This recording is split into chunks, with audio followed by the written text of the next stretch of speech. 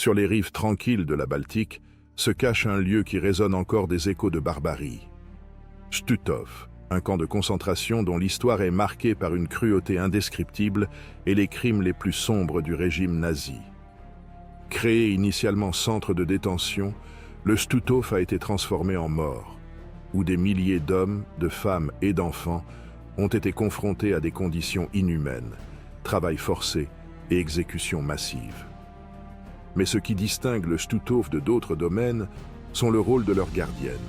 Des jeunes femmes, nombreuses recrutées dans la Ligue allemande des filles, sont devenues les auteurs de des crimes atroces, commettant des abus et des meurtres avec une froideur glaciale. Leurs actes impitoyables et leur participation active à la brutalité du camp est devenue un symbole de la banalité du mal.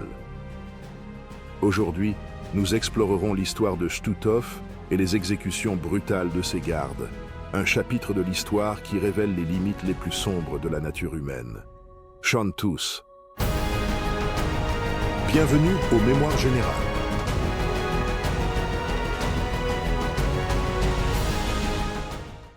Stutthof, l'enfer sur la côte baltique. Le Stutthof, situé près de la ville polonaise de Gdańsk, fut le premier camp d'entraînement. Concentration établie hors des frontières allemandes et l'une des dernières à être libérée. Sa création en 1939, quelques jours seulement après l'invasion nazie de la Pologne, a marqué le début d'un chapitre brutal de l'histoire de la Pologne. Seconde Guerre mondiale. Conçu à l'origine comme un centre de détention pour élite intellectuelle polonaise, Stutthof est rapidement devenu une pièce clé de la machinerie génocidaire du Troisième Reich. Celui-ci était initialement conçu pour héberger quelques centaines de prisonniers. Le Stutthof a connu une croissance rapide en taille et en capacité. Entre 1942 et 1944, le domaine s'est élargi pour inclure des caméras de du gaz, des crématoriums et un vaste réseau de sous-camps. Ces installations reflétèrent la transformation du Stutthof en camp d'extermination, où des milliers de Juifs, Polonais, les prisonniers de guerre soviétiques et d'autres nationalités devaient être systématiquement assassinés. À la fin de la guerre, plus de 110 000 personnes avaient défranchi les portes de Stutthof. Parmi eux, on estime que 65 000, soit plus de la moitié, n'ont jamais. Ils en sont sortis vivants. Malnutrition, maladies et conditions de vie brutales. Ce travail a coûté la vie à des milliers de personnes, tandis que d'autres ont péri dans des exécutions massives organisées par les nazis. La vie au Stutthof a été conçue pour briser le corps et l'esprit. Prisonniers. Depuis leur arrivée, ils ont été soumis à un processus de déshumanisation totale. Ils ont été dépouillés de leurs affaires. On leur a attribué un numéro et on les a forcés à porter des uniformes rayés qui en faisaient de simples ombres de leur identité antérieure. La faim était une constante dans les campagnes. La ration quotidienne consistait en un morceau de du pain rassis et une soupe aqueuse qui ne contenait pratiquement aucun élément nutritif. Les prisonniers travaillaient de longues heures dans des conditions exténuantes, qu'il s'agisse de construire des infrastructures pour le champ, fabriquer des munitions ou effectuer des tâches agricoles. Ceux qui, trop affaiblis, étaient marqués pour élimination. Un témoignage d'un survivant, recueilli en 1945, décrit l'impact de ces conditions. Nous étions comme des squelettes vivants. Chaque étape, c'était un combat. La faim nous a non seulement consumés physiquement, mais aussi, cela a volé notre humanité. Le froid de l'hiver dans la région baltique a encore aggravé les souffrances des populations. Prisonniers. N'ayant pas de vêtements adéquats et des abris mal construits, beaucoup ont succombé à la violence.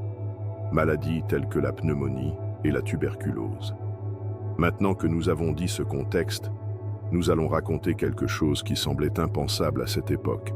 En 1942, une nouvelle figure apparaît dans la structure du Stutthof, les Aufseherinnen, ou gardiennes. Souvent recrutées dans la Ligue des filles allemandes, connue sous le nom de BDM, ces jeunes femmes ont été formées surveiller les prisonniers et maintenir l'ordre dans le camp. Même si au départ leur nombre étant limité, les femmes gardiennes jouaient un rôle de plus en plus important. Important à mesure que le domaine se développait. Les Officerinen étaient chargés de garder les prisonniers et participaient à leur tour activement aux punitions et aux exécutions. Certains se sont forgés une réputation grâce à leur cruauté, utilisant des méthodes sadiques pour infliger des souffrances. Parmi eux se trouvait Jenny Wanda Barkman, connue pour son apparence attrayante mais son attitude impitoyable, qui sélectionnait fréquemment les prisonniers pour la chambre à gaz avec le sourire aux lèvres. Le visage. Les gardiennes supervisaient également les tâches des prisonniers dans les usines et ateliers à la campagne.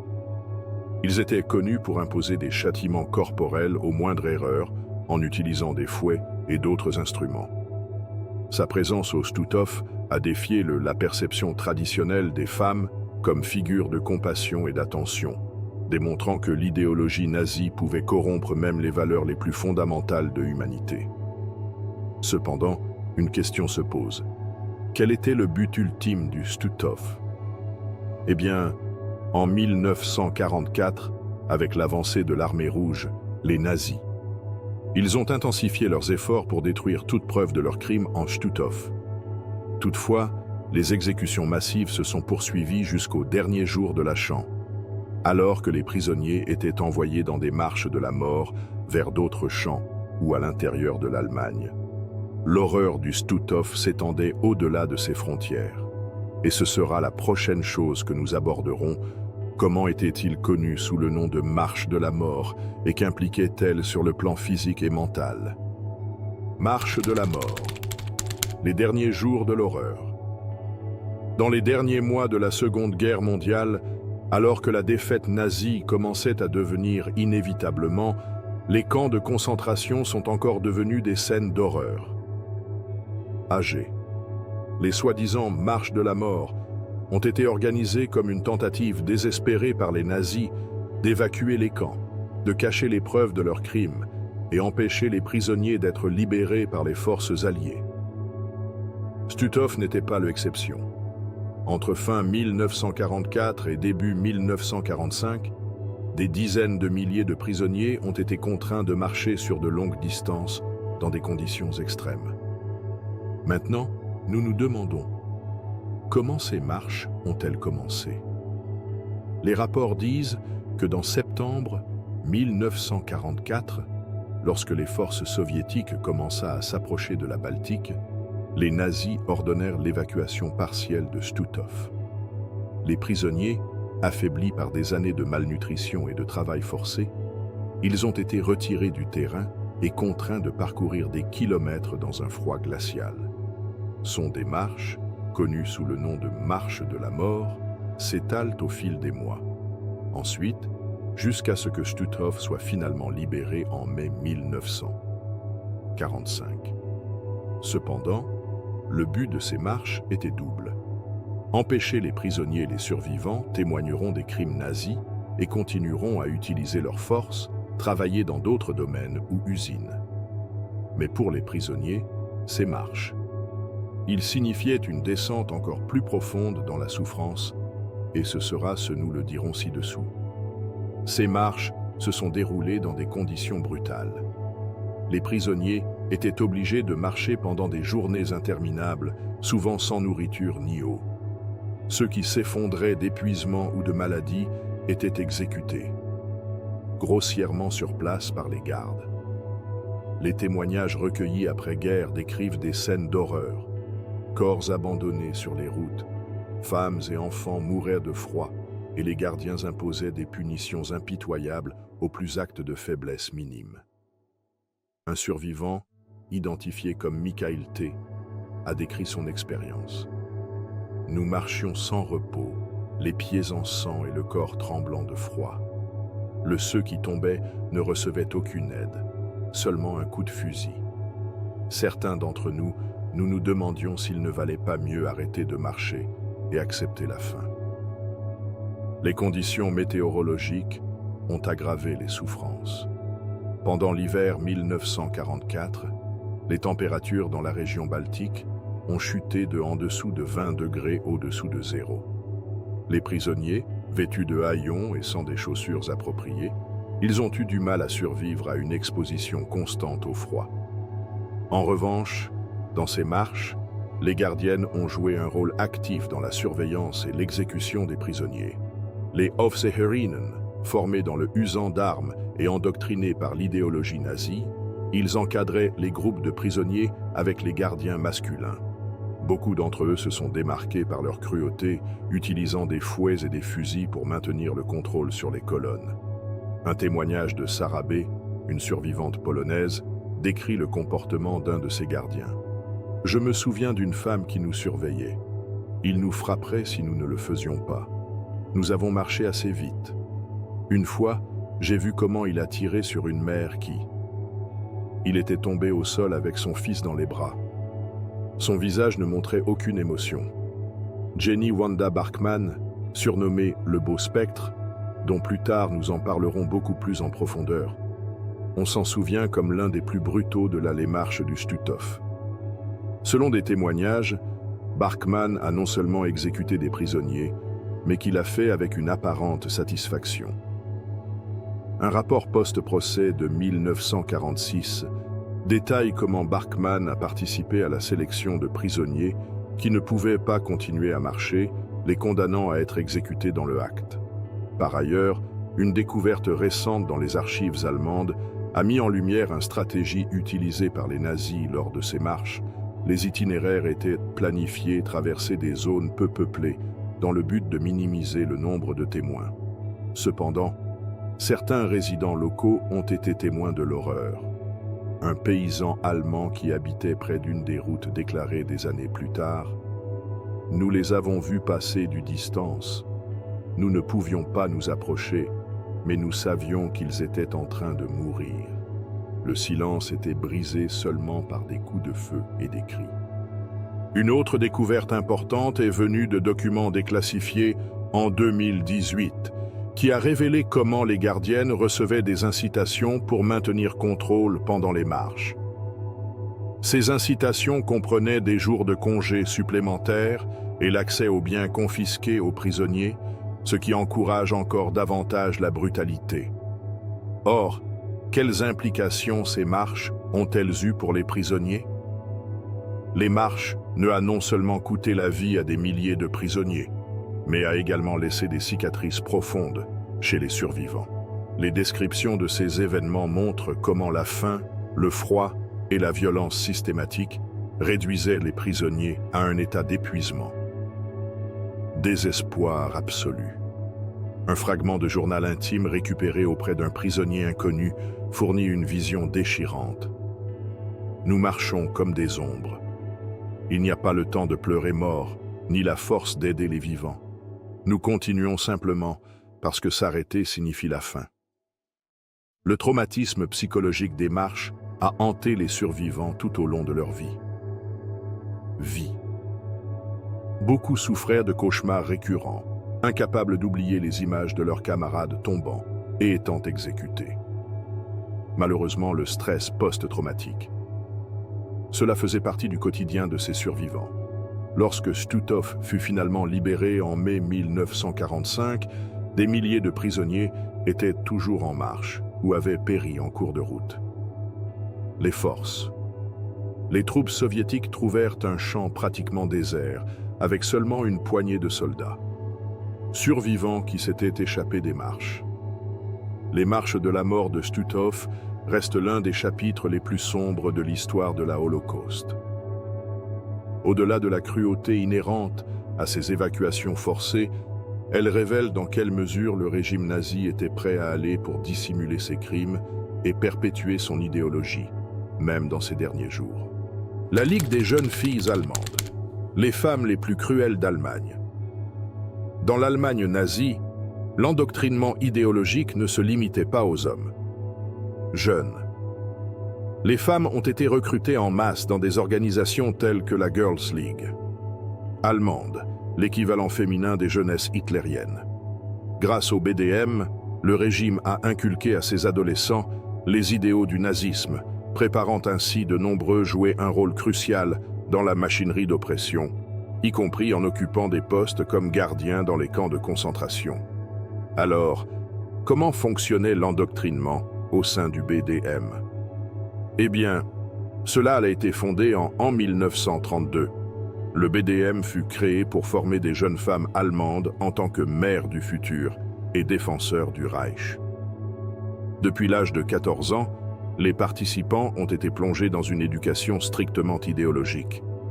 Ils ont appris les principes de pureté raciale, de sacrifice pour la nation et d'obéissance absolue au Führer. Les rapports de l'époque révèlent que les activités du BDM ne se limitaient pas à rencontres sociales et activités sportives. Ils comprenaient également des cours de biologie, la race et le devoir de défendre le Reich contre ses ennemis. Un survivant de programme, identifié comme étant Ingrid H., a raconté des décennies plus tard: « Ils nous ont appris que nous étions supérieurs. Notre sang nous rendait spéciaux. À 13 ans, nous pensions qu'il était de notre devoir de protéger la grandeur de l'Allemagne. » Avec le début de la guerre, de nombreuses jeunes femmes formées au BDM furent recrutées pour des emplois dans les usines, les hôpitaux ou comme auxiliaires sur le front. Sans cependant, à mesure que le besoin en personnel des camps de concentration augmentait, plusieurs de ces femmes ont été mutées à des postes de garde. Formation pour devenir Aufseherinnen, garde féminine, incluse l'instruction sur le maniement des armes, les tactiques de surveillance et surtout, le désensibilisation à la souffrance humaine. Les instructeurs leur ont inculqué que les prisonniers étaient des ennemis du Reich, indignes de compassion. Curieusement, des documents récemment déclassifiés révèlent que bon nombre de les femmes ont accepté leur nouvelle position non seulement pour des raisons idéologiques, mais aussi par incitation matérielle. Les gardes des camps ont reçu de meilleures rations alimentaires, des vêtements et des privilèges qui n'étaient pas accessibles aux autres travailleurs civils. Bien que la propagande nazie présentait les Aufseherinnen comme de loyaux défenseurs de la nation. Des témoignages ultérieurs montrent que les motivations de ces femmes étaient diverses. Certains, profondément endoctrinés, croyaient sincèrement à la cause nazie. Autres, ils voyaient dans ces rôles une opportunité de s'élever socialement ou d'échapper à la pauvreté. Comme c'est le cas de Jenny Wanda Bachmann, l'une des gardes les plus connues de Stutthof. Elle était un exemple de cette transition. Il rejoint le BDM à l'âge de 15 ans et, à 22 ans, il travaillait comme Aufseherin dans les champs. Témoignages de l'époque décrire comment il a utilisé sa position pour commettre des actes d'une extrême cruauté, mais aussi pour obtenir un luxe personnel. Lors de son procès en 1941-6, un témoin a déclaré « Elle était toujours bien habillée, coiffée et lèvres peintes. Il semblait apprécier son pouvoir, comme s'il était une célébrité au lieu d'un garde. Cependant, nous vous raconterons prochainement tout sur le terrible exécution que cette femme a effectuée. Ce processus consistant à transformer des jeunes ordinaires en auteurs de crimes de masse a été facilité par l'environnement culturel et politique de l'Allemagne nazie. Antisémitisme, le mépris des inférieurs et la glorification du sacrifice collectif sont devenus normalisés dans l'éducation et la propagande. Une découverte notable dans les archives de l'époque est un manuel utilisé pour former les Aufseherinnen.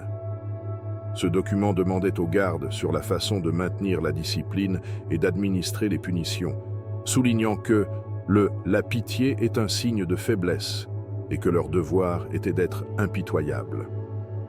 En 1944, un besoin désespéré de personnel a conduit les autorités nazies ont même recruté des femmes sans expérience préalable au sein du BDM. De nouveaux gardiens, bien que moins endoctrinés, adoptèrent rapidement les pratiques de cruauté qui caractérisaient ses compagnons. Un document récent découvert des mentions selon lesquelles beaucoup de ces femmes utilisèrent le fouet non seulement comme outil de contrôle, mais aussi comme symbole de statut au sein des champs. Ewa Paradise, une autre gardienne en poste à Stutthof, est connue pour ses méthodes particulièrement sadiques. On dit qu'il organisait des « jeux » dans lesquels il forçait les prisonniers à accomplir des tâches impossibles, en les punissant de passage à tabac ou d'exécution lorsqu'ils ont inévitablement échoué. Lors de son procès, une survivante a raconté « Elle a eu un drôle de rire, ça glaçait le sang.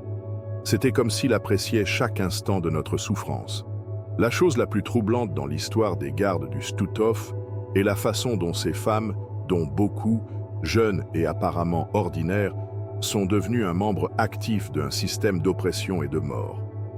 Ce phénomène soulève des questions difficiles sur la nature du mal et la capacité de l'idéologie à corrompre même ceux qui, ils devraient représenter la compassion et l'attention. Le cas d'Elizabeth Becker, l'une des plus jeunes gardiennes du Stutthof, en est une illustration. Transition. Née en 1924, Becker rejoint le BDM dans sa adolescence et fut affectée à Stutthof à l'âge de 20 ans. Bien qu'il ait été initialement montré réticent à participer aux exactions, il adopte rapidement les pratiques du camp. Lors de son procès, il a déclaré « Je ne faisais que suivre les ordres. Je ne savais pas comment m'arrêter. » Les femmes qui sont passées du BDM au camp de concentration n'étaient pas des monstres au sens traditionnel du terme, mais ils sont devenus des éléments clés de la machinerie génocidaire nazie. Leur transformation de jeunes femmes idéalistes en auteurs de crimes odieux reflète comment l'endoctrinement et la propagande peuvent déshumaniser même ceux. Il semble commun. Mais maintenant, nous allons vous dire tout ce que ces femmes ont fait. Nous avons évoqué et qui sont les principaux protagonistes de cette tâche sombre de l'histoire qui s'est déroulée pendant la Seconde Guerre mondiale. La cruauté personnifiée, les gardes les plus infâmes de Stutthof. Comme nous l'avons mentionné, dans l'horreur du camp de concentration de Stutthof, certains, ces personnages se distinguent non seulement par leur participation au crime, mais aussi par la cruauté avec laquelle il qui les a perpétrés. Parmi ces figures, les gardiennes Jenny Wanda Bachmann, Ewa Paradis et Elizabeth Becker sont devenues les principaux symboles de la déshumanisation extrême qui a caractérisé le régime nazi. Par leurs actions, ces femmes ont révélé comment le pouvoir et l'endoctrinement pouvaient transformer les individus communs chez les agents de terreur. Le beau spectre, Jenny Wanda Bachmann, qui a été évoquée brièvement plus tôt tout au long de ce documentaire, née en 1900 à 22 ans, elle était l'une des gardes les plus connues de Stutthof. Surnommée la Belle Spectre, son apparence physique contrastait avec sa brutalité. Grand, aux cheveux blonds et visage angélique, Bachmann a utilisé son image pour projeter un faux sentiment de « calmez-vous » avant de commettre des actes atroces. Les témoignages de survivants décrivent comment il a supervisé les exécutions avec une froideur glaciale. Selon un rapport présenté lors des procès de 1946 à Gdansk, Bachmann sélectionnait des prisonniers pour le chambre à gaz avec le sourire et humiliait souvent les victimes avant leur mort. L'un des témoignages les plus frappants est celui d'un prisonnier juif qui a survécu son séjour au Stutthof. Elle marchait parmi nous comme si elle choisissait fleurs. Son visage n'affichait jamais de remords, même lorsqu'il la regardait dans les yeux, dont je savais qu'il mourrait. Une découverte inédite dans les archives polonaises a révélé que Bachmann était également impliqué dans des expériences médicales menées sur des prisonniers. Bien que tous ne soient pas connus détails de son implication, il a été documenté qu'il a supervisé les procédures qui ont abouti dans la mort de plusieurs sujets.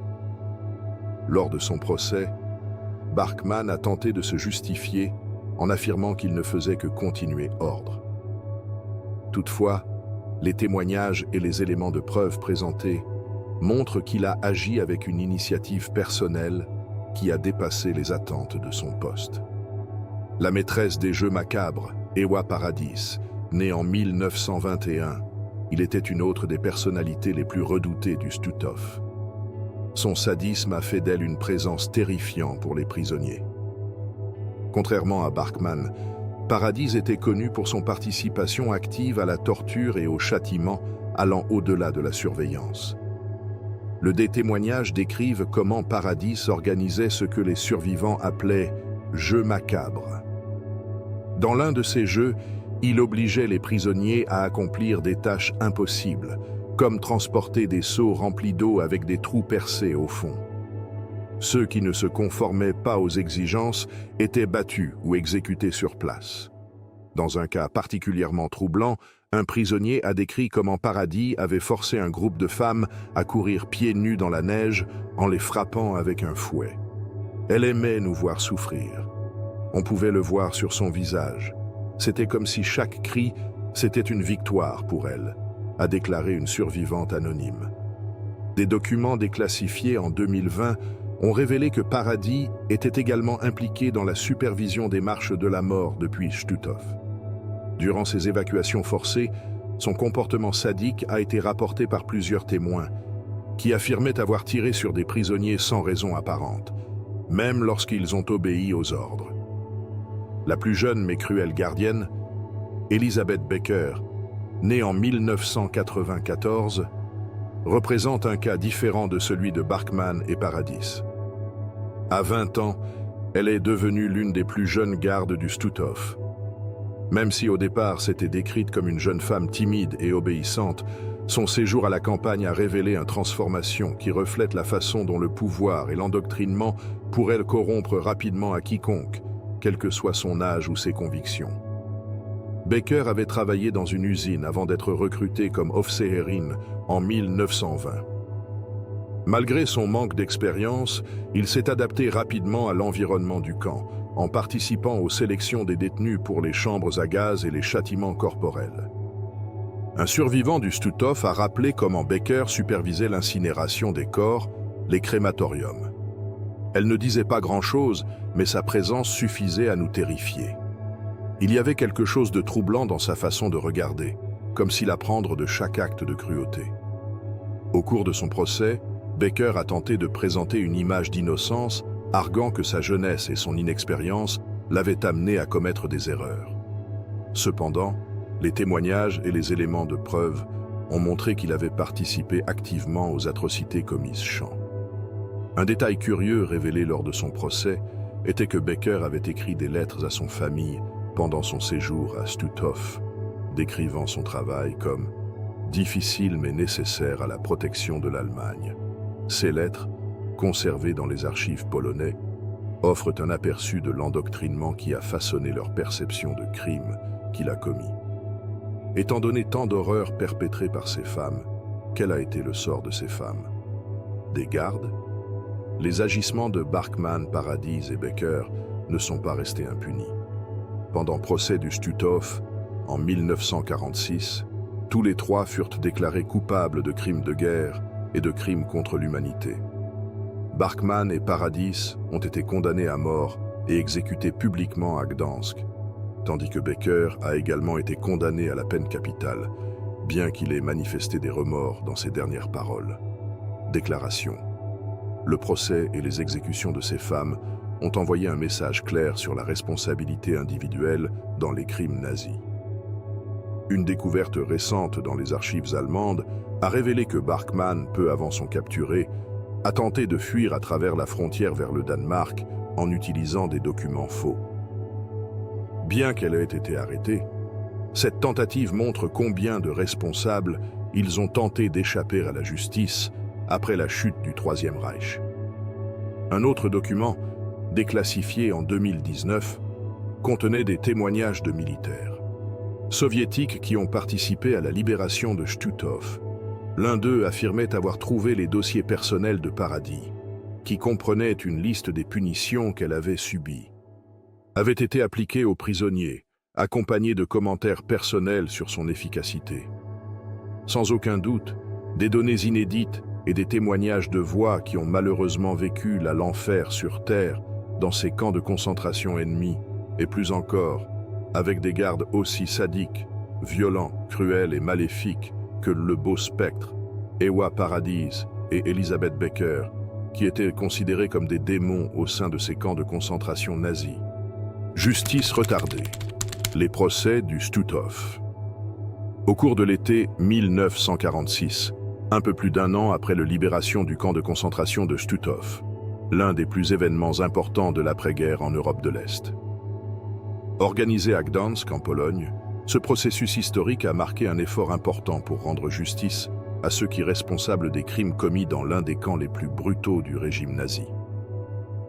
Parmi les personnes inculpées figuraient d'anciens fonctionnaires et gardes du Stutthof, notamment plusieurs femmes dont les atrocités ont laissé une marque indélébile dans la mémoire du survivant. Le procès du Stutthof s'est déroulé sous la supervision d'un tribunal polonais spécial et il avait une large couverture internationale. Au total, 13 prévenus ont été confrontés à accusations, dont 6 femmes qui avaient servi comme gardiennes du camp. Ce processus a été l'un des premiers à reconnaître la responsabilité des femmes dans les crimes de guerre, un sujet relégué au second plan dans d'autres procès de l'époque. La sélection des accusés était fondée sur les éléments de preuve recueillis au cours de l'enquête. Enquête menée immédiatement après la libération du camp. Des photographies, des dossiers administratifs et des témoignages de survivants ont servi de base. Tests fondamentaux. L'un des documents les plus impressionnants était un rapport écrit par l'Armée rouge après la libération du camp, qui détaille les conditions de détention prisonniers et les atrocités commises par le personnel du camp. Parmi les accusés figuraient des personnalités clés, telles que celles mentionnées ci-dessus. Jenny Wanda Bachmann, Ewa Paradis et Elizabeth Becker, dont les actions avaient déjà été signalées par plusieurs survivants. En outre, ils ont également été traités responsables masculins du camp, chargés de superviser les exécutions massives et les marches de la mort. Une description frappante du procès est venue d'un journaliste polonais présent dans la salle. L'accusé était assis en silence, avec des expressions qui oscillaient entre indifférence et anxiété. Certains ont essayé de justifier leurs actions par l'obéissance aux ordres, tandis que d'autres gardaient un silence sépulcral. Le procès comprenait des témoignages de plus de 30 survivants, dont les paroles ont laissé le tribunal et le public à bout de souffle.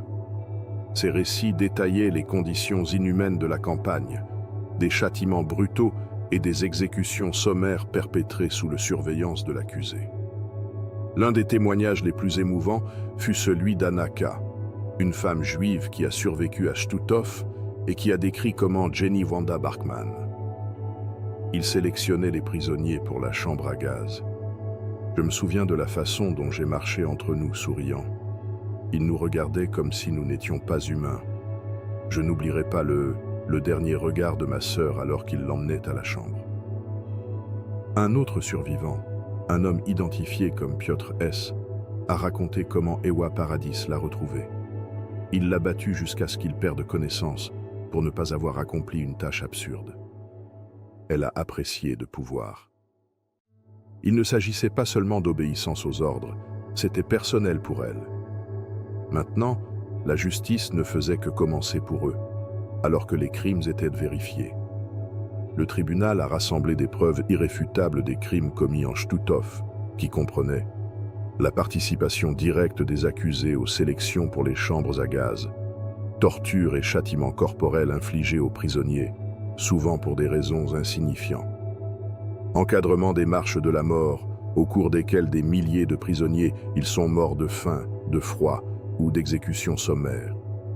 Un document déclassifié en 1995 révèle que les accusés, dont Bachmann et Paradis, ont signé des ordonnances spécifiques détaillant le nombre de prisonniers envoyés aux chambres à gaz certains jours. Ces tests. Ils ont réfuté toute allégation d'ignorance de la part des prévenus. En revanche, le 31 mai 1946, le tribunal a rendu son verdict. Sur les 13 prévenus, 11 ont été condamnés à mort, dont toutes les gardiennes présentes au procès. 2 autres ont été condamnés à de longues peines de prison. Elizabeth Becker, la plus jeune gardienne, a tenté de faire appel à la clémence, affirmant que la jeunesse et l'inexpérience l'avaient amenée à commettre des erreurs. Cependant, le tribunal déterminait que sa participation active à la sélection des prisonniers et sa cruauté démontrée invalidaient toute possibilité de clémence. Le 4 juillet 1946, des condamnations à mort furent prononcées. A eu lieu publiquement à Gdansk. Les accusés ont été pendus devant un foule de milliers de personnes, dont des survivants du Stutthof et des résidents locaux. Cet événement a non seulement servi d'acte de justice, mais aussi de rappel des crimes commis et un message sur l'importance de la responsabilité. Un témoin oculaire a décrit la scène. La foule était silencieuse. Il y avait un sentiment de soulagement mais aussi de tristesse.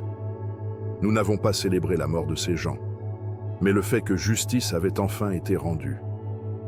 Une découverte notable liée au procès a été l'identification de lettres écrites par Jenny Wanda Bachmann en attendant la condamnation. Ces lettres, adressées à son famille, ont montré un manque de repentir et une défense de leurs actes. Tout ce que j'ai fait, c'est à travers l'Allemagne. Si j'étais né de nouveau, je le referais. Une autre découverte fascinante a été l'utilisation d'un enregistreur audio pendant le procès, une pratique peu courante à l'époque. Les enregistrements, conservés dans les archives polonais, ont capté les voix des accusés et des survivants, offrant ainsi un témoignage vivant des horreurs du Stutthof et de l'impact du procès.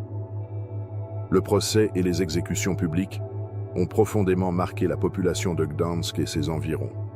Pour beaucoup, ils représentaient une clôture symbolique et l'occasion de faire face au passé.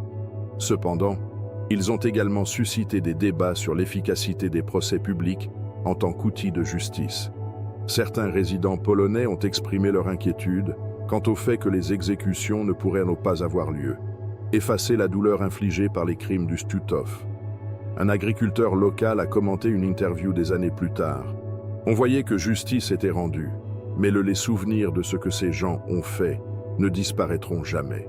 Le procès du Stutthof en 1946 a marqué une étape importante dans les efforts visant à confronter les atrocités nazies et créer un précédent pour la justice internationale. Grâce à des témoignages déchirants et à des preuves convaincantes, le tribunal a pu tenir les auteurs pour responsables de l'un des chapitres les plus sombres de l'histoire humaine. Cependant, le procès a également révélé les limites de la justice après la guerre, puisque de nombreux responsables ont échappé à tout contrôle et ont vécu le reste de la guerre. Leur vie en liberté. Ce processus punissait les coupables et initiait également une conversation sur la mémoire, la responsabilité et le besoin de se souvenir horreurs du passé pour éviter qu'elles ne se reproduisent. Les femmes qui ont trompé la justice. Hertha Both et la garde évadée. Dans les mois chaotiques qui ont suivi l'effondrement du Troisième Reich, de nombreuses personnalités liées aux crimes des camps de concentration malheureusement gérés échappaient à la justice. Parmi eux se trouvait Hertha Both, l'un des principaux gardes. Connu de Stutthof, dont l'histoire représente le dilemme des nombreux agresseurs féminins qui a échappé à tout examen pendant des décennies. Hertha Both est né en 1921 dans une famille allemande de la classe inférieure. Travaillait dur. En 1942, il rejoint le système des camps nazis. Comme Aufseherin, jouant un rôle actif au Stutthof et dans d'autres domaines. Témoignage. Plus tard, ils l'ont décrite comme une figure imposante, tant physiquement que émotionnellement, connue pour sa volonté d'utiliser la violence pour maintenir le contrôle. Pendant son séjour au Stutthof, Both a été accusé d'avoir supervisé la sélection des prisonniers destinés à la chambre à gaz et infligeant des châtiments brutaux. La survivante, identifiée comme étant Samuel K., se souvient qu'elle avait dit « Son regard était froid. Ouais, vous avez essayé d'expliquer quelque chose. » Elle a répondu par des coups. C'était comme s'il aimait nous rappeler que nous n'avions aucune valeur pour elle. Cependant, contrairement aux autres gardes traités, en 1946, Both parvient à disparaître après la libération du pays. Chant. Profitant du chaos de l'après-guerre, il se mêla aux réfugiés et évita d'être identifié depuis plusieurs années. Horreur du passé pour éviter qu'elle ne se reproduise. Hertha Both n'a pas été la seule à s'échapper. De nombreux gardiens de camps de concentration. Ils ont profité de l'effondrement des autorités nazies pour fuir. Certains ont utilisé des documents falsifiés, tandis que d'autres ont déménagé dans des régions rurales où ils ont assumé de nouvelles identités. Une découverte récente dans des dossiers déclassifiés en 1998 a révélé que plusieurs de ces femmes avaient été assistées par des réseaux clandestins qui opéraient en Europe, facilitant leur transfert vers des lieux assurances. Dans le cas de Both, on pense qu'il s'est d'abord rendu dans la région bavaroise avant s'installer à Hambourg sous un faux nom. Curieusement, beaucoup d'entre eux, les gardes, ne s'éloignaient pas trop de leur lieu d'origine. Au retour dans les communautés petits, a réussi à se réintégrer dans le tissu social, passant inaperçu. Mais tout n'était pas rose. La chance de Bott tourna en 1951, lorsqu'elle a été identifiée et arrêtée par les autorités britanniques. Durant son interrogatoire, a nié toute participation active au crime de Stutthof, affirmant qu'il n'avait fait qu'exécuter les ordres. Cependant, les témoignages des survivants et les preuves recueillies réfutaient ces déclarations. Un des documents présentés au cours de son procès contenait des documents détaillés liant Bott au transport des prisonniers vers les chambres à gaz. En outre, un témoin polonais a décrit comment il a vu une femme enceinte battue jusqu'à ce qu'elle perde connaissance. Elle ne s'est pas montrée piété. La femme est tombée au sol et Herta a continué comme si de rien n'était. Rien, a déclaré le témoin. En 1953, Bott fut condamné à 10 ans de prison, mais sa peine fut par la suite réduite, lui permettant d'être libéré en 1990. 57. Bien que sa capture ait marqué une étape importante, de nombreux autres gardes ont continué à échapper à la justice. Il existe également de nombreux cas de justice tardive. Entre 2018 et 2021 ans, la justice a finalement rattrapé certains des gardiens qui avaient réussi à échapper pendant des décennies. Ces épreuves, bien que symboliques en raison de l'âge avancé de l'accusé, représentaient un effort pour reconnaître les crimes et mettre un terme à les survivants. L'un des cas les plus marquants est celui d'Irmgard Fürchner, qui, elle, avait travaillé comme secrétaire au Stutthof. En 2021, elle fut jugée en l'Allemagne et accusée de complicité dans plus de 10 000 meurtres. Durant le procès, des survivants comme Moshe D ont témoigné des atrocités commises dans le camp, en mettant l'accent sur la responsabilité de ceux qui occupent des fonctions administratives. Non, peu importe qu'ils signent des documents ou qu'ils tiennent un fusil. Tout le monde a contribué au système qui a détruit nos vies, a déclaré Moshe. Une découverte récente liée à ces essais a été l'apparition de lettres écrites par certains des accusés à leurs familles pendant la guerre. Ces lettres, conservées dans les archives allemandes, ils offrent un aperçu troublant de sa mentalité. Sur l'un d'eux, un gardien non identifié écrivait « Ce travail est difficile, mais c'est parce que pour le bien de l'Allemagne. Les prisonniers ne sont pas des personnes, juste des outils que nous devons porter. » De plus, en 2020, une équipe de chercheurs a découvert une liste de noms dans d'anciennes archives du Stutthof qui comprenaient des gardiennes qui n'avaient pas été traitées. Cette découverte a conduit à de nouvelles recherches pour localiser d'éventuels. Les auteurs sont toujours en vie. Ces essais récents ont suscité des débats sur l'efficacité et le but de poursuivre les personnes âgées. Certains soutiennent que ces processus surviennent trop tard pour avoir un impact significatif, tandis que d'autres insistent sur le fait que sont essentiels pour préserver la mémoire historique et envoyer un message clair sur la responsabilité individuelle. Selon les termes d'un procureur allemand impliqué dans le procès de 2019, ces jugements ne concernent pas seulement le passé. Ils rappellent que la justice ne doit jamais être oubliée, même lorsqu'elle arrive tard. Très injustement, l'histoire de Herta Bott et d'autres gardes qui ont échappé à la justice met en lumière à la fois les limites et la persistance des efforts visant à tenir pour responsables les auteurs de crimes de guerre. Même si certains ont réussi à éviter une punition immédiate, ces actes ont laissé une marque indélébile dans la mémoire collectivement et chez les survivants. Comme l'a dit un survivant lors du procès de 2021, voir quelqu'un répondre de ses crimes, même si cela fait tant d'années, après, c'est une consolation. Cela nous rappelle que nos histoires comptent. Les traces de la barbarie, les leçons du Stutthof et de ses gardes. L'affaire du Stutthof et les atrocités commises par ses gardes représentent l'un des épisodes les plus sombres du régime nazi. Au-delà des crimes documentés, l'histoire de ce camp de concentration laisse un héritage historique et moral qui exige réflexion profonde. Stutthof fut le premier camp de concentration construit en dehors de l'Allemagne. On peut dire qu'il symbolise l'extension de la machinerie génocidaire nazie vers territoires occupés. Durant les 6 années de son fonctionnement, depuis 1900, de 39 à 1945 ans, Stutthof est passé du statut de centre de détention pour devenir un camp d'extermination, s'adaptant aux besoins des régimes pour mettre en œuvre la solution finale, que nous appellerons ainsi pour ne pas dire le cruellement. Le camp fut libéré en mai 1945, mais l'impact de ces horreurs persistèrent longtemps après. Les procès ultérieurs, les témoignages des survivants et les découvertes de leurs archives ont permis de documenter minutieusement la dimension des crimes commis. Cependant, ce processus a également révélé des lacunes dans la justice d'après-guerre, car de nombreux auteurs de crimes, ils ont réussi à échapper à la punition pendant des décennies. Une curiosité peu connue est que parmi documents retrouvés à Stutthof, un journal appartenant à un fonctionnaire nazi qui supervisait le camp.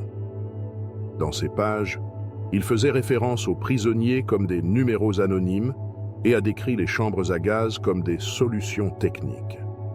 Ce constat met en évidence la façon dont le régime a systématiquement déshumanisé ses victimes, transformé le génocide en un processus bureaucratique. La participation de gardiennes au crime du Stutthof est un aspect qui a généré un intense débat académique et historique. Ces femmes, dont beaucoup jeunes femmes recrutées par l'intermédiaire de la Ligue allemande des filles, ont joué un rôle actif dans la torture, les exécutions et la surveillance des prisonniers. Votre implication remet en question les stéréotypes de genre traditionnels et démontre que l'idéologie nazie. Cela a imprégné toutes les couches de la société.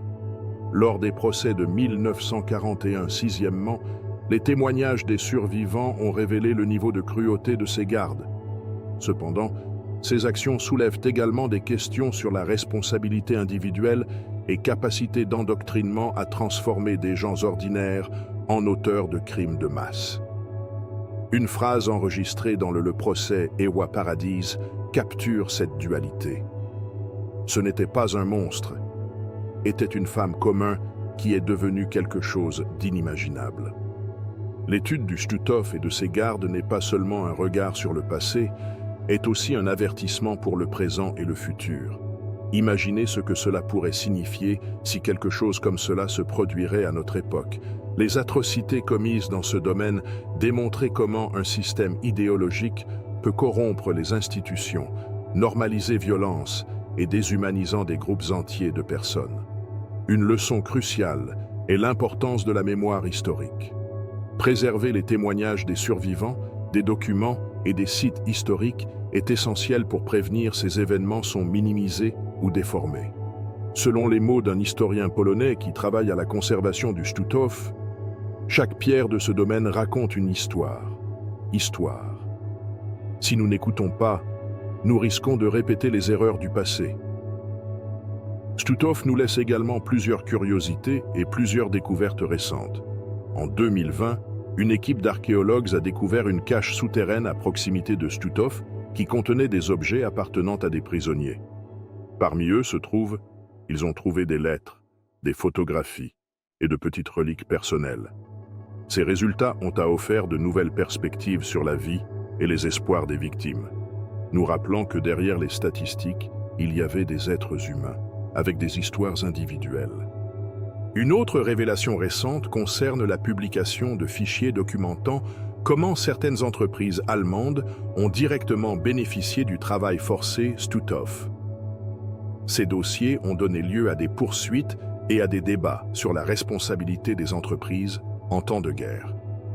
Même si de nombreux auteurs ont été poursuivis dans le cadre de procès immédiats ou différés, le fait que certains aient échappé à la justice soulève des questions sur l'efficacité du système. Système juridique en période de transition. Les procès ultérieurs, bien que tardifs, a réussi à faire la lumière sur ces ombres en traduisant certaines en justice responsable et documentant les horreurs vécues par les victimes. Cependant, la souffrance ne s'arrête pas au châtiment du coupable. Les cicatrices émotionnelles et des vestiges physiques subsistent tant chez les survivants que dans la mémoire collective. un survivant du Stutthof, exprimé en 2018, lors du procès d'un ancien secrétaire du camp. Ce procès n'est pas seulement pour moi. C'est pour tous ceux qui n'ont pas pu choisir ici. C'est notre dernière chance d'être entendus. L'histoire du Stutthof, ce camp de concentration, en activité depuis des milliers 939 à 1945, ce n'était pas seulement un lieu de la mort, mais aussi une scène où les profondeurs du cruauté humaine, la cruauté de leur garde, soulignent l'importance d'éduquer les générations futures des dangers de la haine et de l'intolérance. Musées, monuments et les programmes éducatifs du monde entier ont pris la responsabilité de maintenir vive la mémoire des crimes nazis. En Allemagne, en Pologne et dans d'autres pays, des initiatives telles que des visites scolaires de sites historiques et des projets de documentation ont aidé à contextualiser ces événements et réfléchir à la manière dont la société peut résister à l'émergence d'idéologies extrémistes. Aujourd'hui, alors que nous réfléchissons à ces atrocités, nous devons nous engager à maintenir en vie mémoire, de défendre la dignité humaine et d'éduquer les générations futures afin que ces tragédies ne se reproduiront plus jamais. L'histoire de Stutthof est un avertissement. Nous ne devrions pas ignorer.